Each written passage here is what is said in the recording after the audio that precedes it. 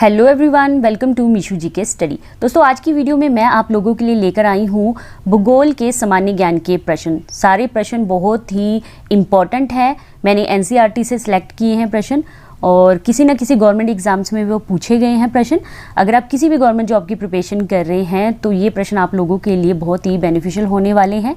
तो चलिए फिर आज की वीडियो स्टार्ट करते हैं। पहला प्रश्न है, निम्नलिखित में से कौन सा ऊर्जा का पारंपरिक स्रोत नहीं है?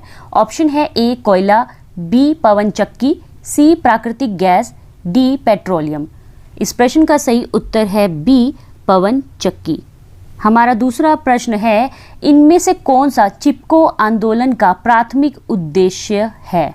ऑप्शन है ए पेड़ों और वनों को बचाना, बी जल संसाधनों को संरक्षित करना, सी पृथ्वी की सुरक्षा करना, डी ग्लोबल वार्मिंग को रोकना। तो ये प्रश्न बहुत ही इम्पॉर्टेंट है और बहुत इजी भी है। इस प्रश्न का सही उत्तर है ए पेड़ों और वनों को बचाना। तीसरा प्रश्न है, निम्नलिखित में से किस राज्य की सीमा मिजोरम से नहीं जुड़ी है? ऑप्शन है ए असम, बी मणिपुर, सी त्रिपुरा, डी मेघालय। तो दोस्तों, इस प्रश्न का सही उत्तर है डी मेघालय।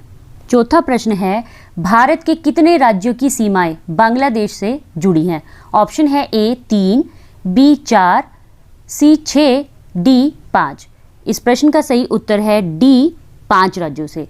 बांग्लादेश की जो सीमा है वो भारत के 5 राज्यों से जुड़ी हैं। वो 5 राज्य कौन कौन से हैं?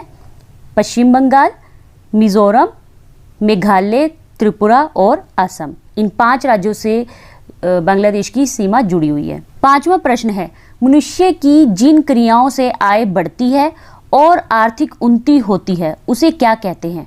ऑप्शन है ए अनार्थिक क्रिया, बी प्राथमिक क्रिया, सी आर्थिक क्रिया, डी सामाजिक क्रिया।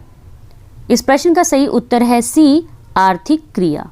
छठा प्रश्न है, जिस कृषि में किसान मुख्यतः अपने परिवार की आवश्यकता पूर्ति के लिए खेती करता है उसे क्या कहते हैं? ऑप्शन है ए नगदी कृषि, बी बागानी कृषि, सी निर्वाह कृषि, डी वाणिज्य कृषि। तो दोस्तों, इस प्रश्न का सही उत्तर है सी निर्वाह कृषि। निर्वाह कृषि में किसान मुख्यतः अपने परिवार की आवश्यकताओं की पूर्ति के लिए खेती करता है। सातवां प्रश्न है, किसे उद्योग की जननी कहा जाता है? ऑप्शन है ए लोहा, बी पेट्रोलियम, सी कोयला, डी तांबा।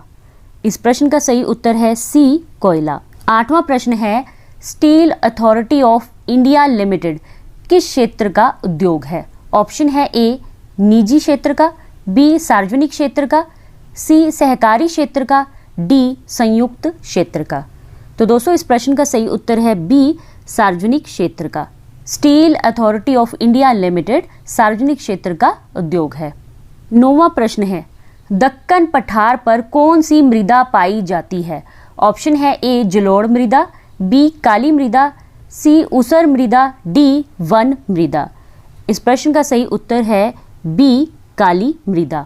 दक्कन के पठार पर काली मृदा पाई जाती है। 10वां प्रश्न है, भारत में उष्णकटिबंधीय चक्रवात प्राय कहाँ आते हैं? ऑप्शन है ए गुजरात, बी असम, सी उड़ीसा, डी पंजाब। इस प्रश्न का सही उत्तर है सी उड़ीसा में। 11वां प्रश्न है, मई महीने में पश्चिम बंगाल में चलने वाली धूल भरी आंधी को क्या कहते हैं?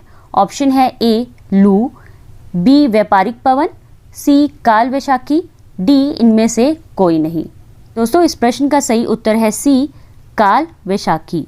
हमारा 12वां प्रश्न है, भारत के पूर्वी भाग में म्यांमार की सीमा का निर्धारण करने वाले पर्वतों का संयुक्त नाम क्या है?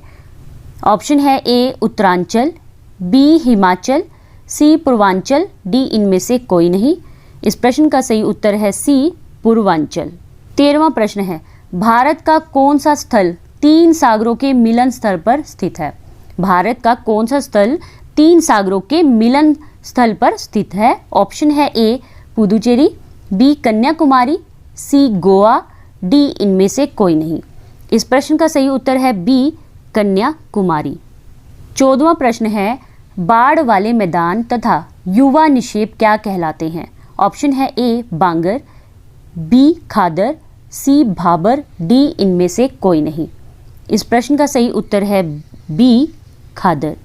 15वां प्रश्न है, झारखंड का कोडरमा किस खनिज के उत्पादन के लिए प्रसिद्ध है? ऑप्शन है ए अभ्रक, बी सोना, सी लोहा, डी चांदी। इस प्रश्न का सही उत्तर है ए अभ्रक। दोस्तों अभ्रक को हम इंग्लिश में माइका कहते हैं। 16वां प्रश्न है, महात्मा गांधी जल विद्युत परियोजना कहाँ स्थित है? ऑप्शन है ए कर्नाटक में तुंगभद्रा नदी पर, बी कर्नाटक में कावेरी नदी पर, सी कर्नाटक में शरावती नदी पर, डी कर्नाटक में कृष्णा नदी पर। इस प्रश्न का सही उत्तर है सी कर्नाटक में शरावती नदी पर। 17वां प्रश्न है, नैरो गेज रेलवे लाइन में पाए जाते हैं। ऑप्शन है ए उत्तरी मैदान, बी दार्जिलिंग, शिलोंग और ऊटी के पहाड़ी इलाके, सी राजस्थान के रेगिस्तान, डी सेंट्रल हाईलैंड्स। इस प्रश्न का सही उत्तर है बी दार्जिलिंग, शिलोंग और ऊटी के पहाड़ी इलाके पाए जाते हैं। 18वां प्रश्न है, भारत की समुद्र तट की लंबाई कितनी है? ऑप्शन है ए 7517.6 किलोमीटर, बी 7516.6 किलोमीटर, सी 7615.5 किलोमीटर, डी 7614.5 किलोमीटर। तो दोस्तों इस प्रश्न का सही उत्तर है बी 7516.6 किलोमीटर लंबाई है। 19वां प्रश्न है, वह स्थान जहां लैब्राडोर धारा तथा गल्फ स्ट्रीम आपस में मिलती हैं क्या कहलाती है?